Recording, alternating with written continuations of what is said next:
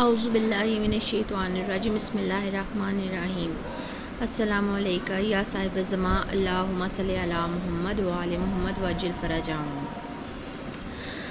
اب یہاں دو سوال پیدا ہوتے ہیں۔ ایک تو یہ کہ کیا ضروری ہے کہ ایک ہی کے پاس صحیح اسلام ہو، یعنی کہ یہاں پر بات کی جا رہی ہے اہل بیت اور شیخین کی، اصحاب کی، ٹھیک ہے۔ کیا یہ ضروری ہے کہ ایک ہی کے پاس صحیح اسلام ہو؟ دونوں فریقین کے پاس کیوں نہیں؟ مطلب دونوں جو فرقے ہیں، ایک اہل بیت کے پیچھے جو چل رہے ہیں اور ایک چل رہا ہے اصحاب کے پیچھے، ٹھیک ہے، تو دونوں کے پاس صحیح اسلام کیوں نہیں ہو سکتا؟ ٹھیک ہے۔ دوسرا سوال یہ پیدا ہوتا ہے کہ اگر دونوں کے اسلام میں اختلاف ہے، مطلب اہل بیت کے پیچھے چلنے والوں کے جو ہیں ان کا اور جو ہے وہ عقائد اور دین ہے، اور اصحاب کے پیچھے چلنے والوں کے اور عقائد اور دین ہے، تو وہ کیا اختلاف ہیں، یعنی کہ کیا اختلاف ہے، ایسی کیا وجوہات ہیں؟ ٹھیک ہے۔ انسانی زندگی پر اثر ڈالنے والا وہ کیا اختلاف ہے، یعنی کہ جو پوری انسان کی شخصیت پر اثر ڈالتا ہے، وہ اختلاف اصل میں ہے کیا؟ صحیح عقائد یا مذہب میں اختلاف دو وجوہات سے پیدا ہوتا ہے۔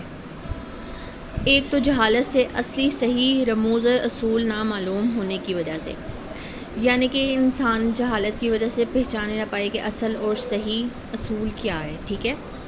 دوسرا ارادے سے، یعنی کہ اس کا ارادہ کیا ہے، کس بیسک پہ وہ یہ قدم اٹھا رہا ہے، ٹھیک ہے۔ یعنی عمدہ صحیح عقائد کو توڑ مروڑ کر اپنے مطلب کے مطابق کرنے سے، یعنی کہ جو صحیح عقائد ہیں اسلام کے، اس کو اپنے مطابق ڈھالنا، اپنی مرضی کا جو ہے وہ عقیدہ بنا دینا، ٹھیک ہے۔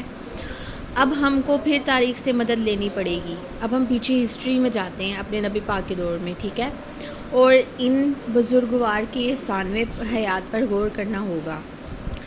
اب جنہوں نے جہالت کی وجہ سے صحیح عقائد کو توڑ مروڑ کر، اصل کو بدل کر اپنی طرف سے جو بنایا ہے، ٹھیک ہے، جنہوں نے اسلام کا جو ہے وہ جو پولیٹکس ہے، اس سیاست کی کرسی سنبھالی ہے، ٹھیک ہے، ان کی جو ہم بیک گراؤنڈ چیک کریں، ان کا ہمیں بیک گراؤنڈ اصحاب کا چیک کرنا ہوگا، کہ غور کرنا ہوگا، ٹھیک ہے، پیچھے ہم ہسٹری میں جا کر کہ ان کا بیک گراؤنڈ کیا تھا۔ یہ تو ہم ابھی بتا چکے ہیں کہ جہالت یعنی صحیح اور اصلی بات کے نامعلوم ہونے کا امکان کہاں سے زیادہ ہوگا۔ جب ہم بیک گراؤنڈ چیک کریں گے، پھر ہمیں پتہ لگے گا کہ جہالت اور صحیح اور اصلی بات جو ہے وہ کس کو پتہ ہے اور کس کو نہیں پتہ۔ جب ہم پیچھے سے بیک گراؤنڈ چیک کریں گے نا، پھر ہمیں آئیڈیا ہوگا۔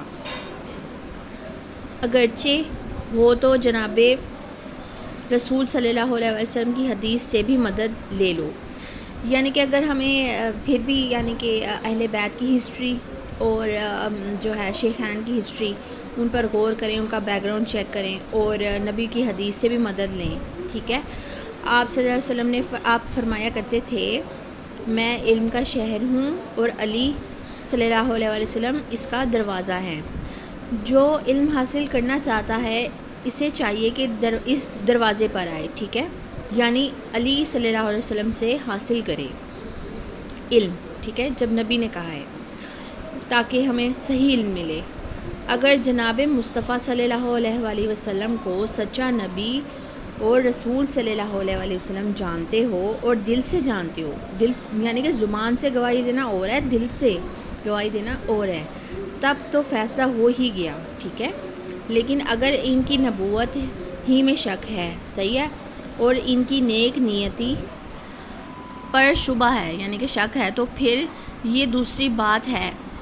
جہاں تک ارادے کا تعلق ہے، ہم کو تاریخ ہی سے معلوم ہوتا ہے کہ ایک فریق نے کوشش سے لوگوں کے ساز باز کر کے ایک خاص طریقے سے حکومت حاصل کی، ٹھیک ہے، اور حکومت کے حاصل کرنے اور اس کے قائم رکھنے میں جو کام کیے، ان اپنے افعال اور کردار کو اسلام کے مطابق موافق دکھانے میں اسلام کے اصول کو توڑنے اور مروڑنے کی ضرورت ہوئی۔ ظاہر ہے، جب انہوں نے خود جو ہے، ایک فریق نے خود جو ہے وہ حکومت کو حاصل کرنا تھا، تو انہوں نے اپنے مطابق اس کو ڈھالنا تھا نا، پھر انہوں نے جو اصول اور شریعت اور دین ہے، اس کو پھر افعال اور کردار اسلام کا، ٹھیک ہے، اس کو توڑ مروڑ کر اپنے مطابق انہوں نے کیا، ٹھیک ہے۔